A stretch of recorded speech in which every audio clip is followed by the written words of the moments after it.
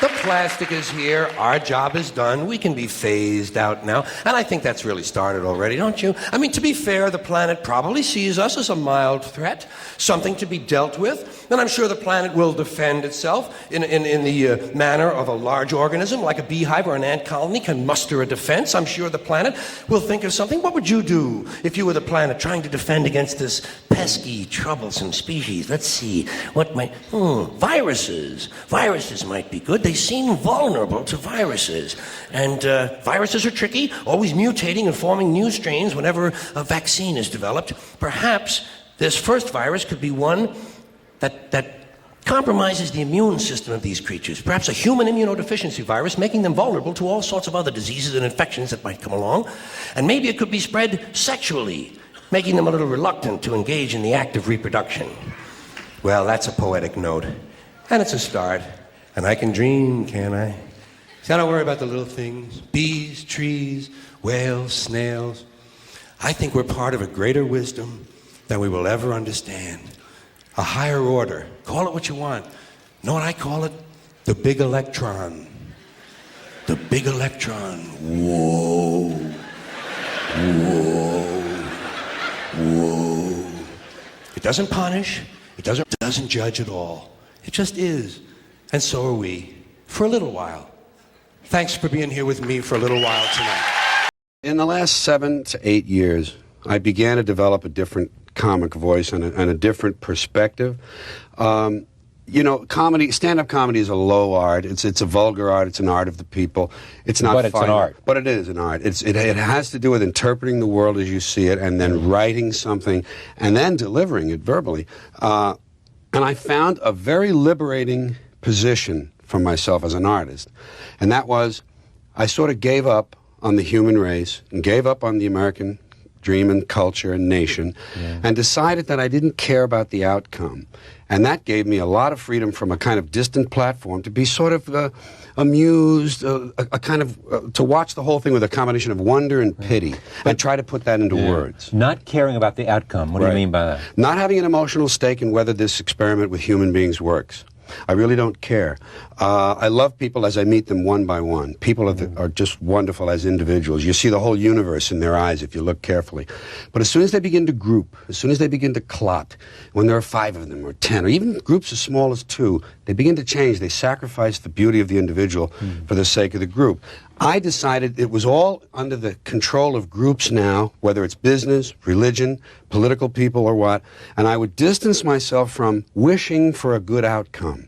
Let it do what it's going to do, and I'll enjoy it as an entertainment. And I'll reflect on what it is on its own. And I'll enjoy it for the entertainment. There's a little bit of a sick part in this, too.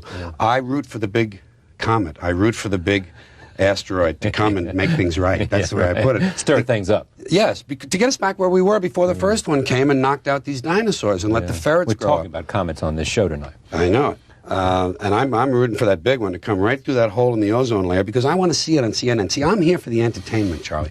I am. These philosophers say, why are we here? I know I am here. For the entertainment. The show. Bring it on. I want to see the circus. But how does this affect your performance and what you bring to stand-up? Well, I've seen a lot of comedians, we've all seen a lot of comedians who seem to have a political bent in their work. And always implicit in the work is some positive outcome, that this is all going to work. If only we do this, if only we pass that bill, if only we elect him, if only we do that. It's not true. It's circling the drain time for humans. I believe this. I honestly believe this. Not just as a comedian, he thinks that. He likes to say that. I believe it. And when you say to yourself, I don't care what happens, it just gives you a broader perspective for the art, for the words to emerge, to not care. That's what happened in that 92 show. That's why I could say the planet is fine, the people are... Because the planet will outlast us. It will be here, and it will be fine. Has the subject matter changed? Well, you're still stuck with what's going on, but I don't like topical... I don't like political humor. I don't mention politicians. In fact, I defend them in this particular show. Everyone is on their... Everyone is always making things... I defend them and blame it on the people. This is where it belongs. You get what you deserve? Yes, you get what you deserve, and you deserve what you get. And I have a slogan, the public sucks.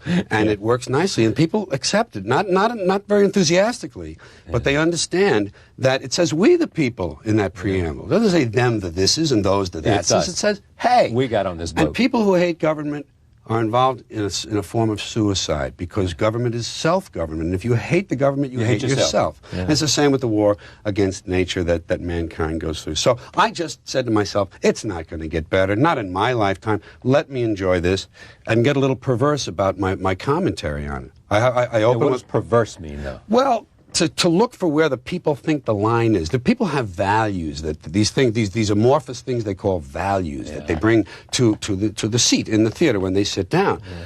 And I like to find out where their line may be and deliberately cross it, disturb them a little, make them uncomfortable, and then bring them with me across the line and make them glad they came. That's what I do. I'm an entertainer. I'm not a doomsayer. I'm not here to preach. I don't do political tracts. But I do entertain. I do a lot of jokes. But I want you to feel a little in danger along the way. Is what we're doing in Kosovo a war or something else? What advice would you give President Clinton for solving the Kosovo problem? And what's your reaction to a draft-dodging president leading our UN forces in Kosovo, especially pictures of him shaking hands with the troops? Well, first I must tell you that I take most public events and things that occur that I read avidly, I take them rather not seriously. It is nice to see that we're up to that humanitarian bombing again. I used to complain that all we ever bombed were brown people, and now I've had to revise that. Although I would imagine that we've justified the Serbians as being far enough east from Western Europe to classify as some semi-brown group. I really don't have much of an opinion on this. I see this culture as circling the drain in ever faster and tighter circles, and I just observe it and enjoy observing. I root for that demise of this culture. I root for the demise of this species. It just happens to be my hobby to kind of root for all this stuff to go away and give another species a chance, perhaps. I root for the big comet. I root for the big asteroid. I honestly do, and I did that before those movies came out. I honestly do. I think we've had a turn. Let someone else have it. It's all it is now is the search for dollars and the search for the things that dollars buy. And there's very little of a core humanity left. It happens. It works on the individual level and on the small scale. On the large scale, it's all a human comedy. It's all a joke, and I try to treat it as that. I don't do much political. I don't do current events in any of my shows. I just don't. I think it's trivia. So I kind of roll along and root for everything to go away. I finally came to a realization, and this freed me as a writer. This was part of that transformation in the 90s. I realized I didn't really care about this outcome on this planet.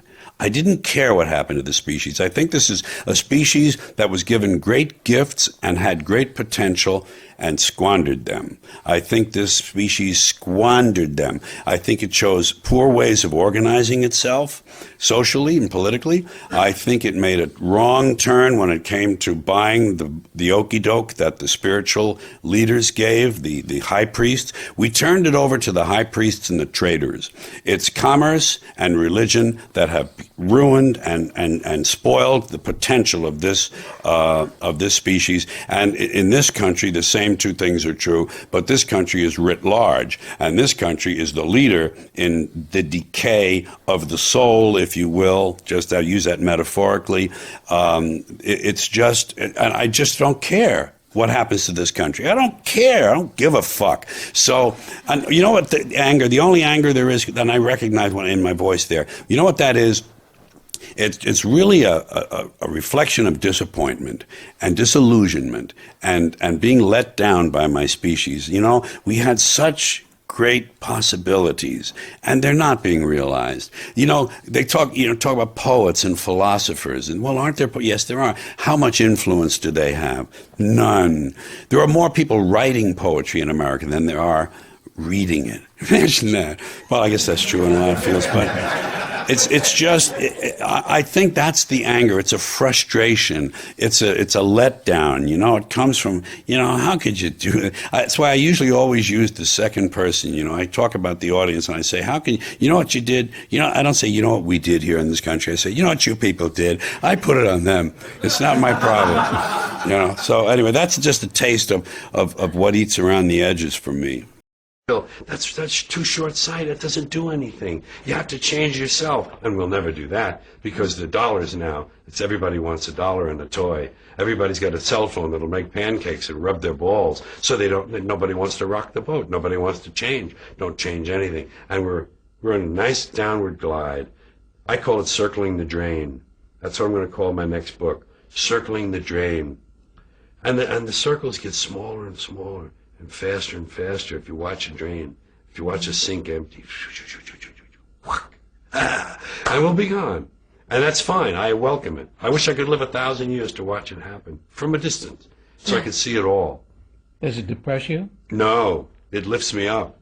It lifts me up because I gave up on this stuff. I gave up on my species, and I gave up on my fellow Americans. I gave up on my countrymen. Because I think we squandered great gifts. I think humans were given great gifts. Walking upright, binocular vision, opposable thumb, large brain, making tools. Make tools, large brain, make better tools. Talk, have to link language. You take this, put in here. We learned language, the brain got bigger, language. We grew. We had great gifts, and we gave it all up for both money and God.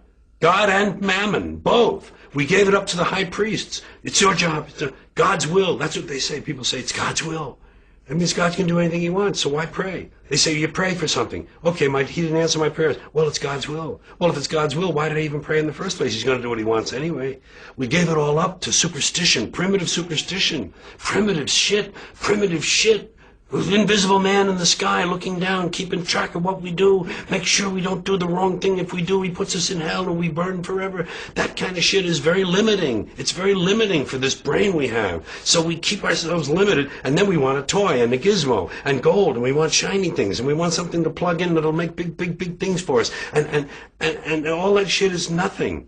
It's nothing. We gave it all up. And Americans, who also had great gifts, when you take the theory of democratic rule, self-government, okay, they started off wrong. They owned slaves. They didn't let women vote. They didn't let people who didn't own land vote. Fine. They got off on the wrong foot. But the ideas were good. But we fucking blew that. We polluted it. We polluted it with this stuff, things, material goods, games, gizmos, toys, gadgets, having possessions. He's got a bigger truck. He says, see his truck? It's bigger than mine. I'm getting a new truck. Here's a big truck. Oh, I'm getting that one. That's what, you got a video in it? You DVD too? He don't have a DVD. I got a DVD, Oh, please. Whatever happened? And all of that is what happened, And that's why I'm divorced from it now. I see it from a distance. I give myself a divorce. I said, George, emotionally you have no stake in this. You don't care one way or another. So watch it. Have fun. You know what? I say it this way. When you're born in this world, you're given a ticket to the freak show. And when you're born in America, you're given a front row seat. And some of us get to sit there with notebooks. And I'm a notebook. And oh my God, did you see that? Did you see what he just... And I watch the freak show, and I get my notes, and I make up stuff about it, and I talk about the freaks. And the freaks are all humans, and they're like me, and they're all the same. We're all the same. I'm not better. I'm not different. I'm just apart now. I'm separate. I'm over here because I put myself out of the mix. I don't have a stake in the outcome. I'm not a cheerleader for a given outcome now. Oh, they say if you scratch a cynic, you'll find a disappointed idealist. And I would admit that somewhere underneath all of this, there's a little flicker of a flame of idealism that would love to see it all change. But it can't happen that way. And incremental change, it just seems like the pile of shit is too deep. Human behavior, that's what I like. Humans do some really interesting things. Like, besides killing ourselves, we also kill each other.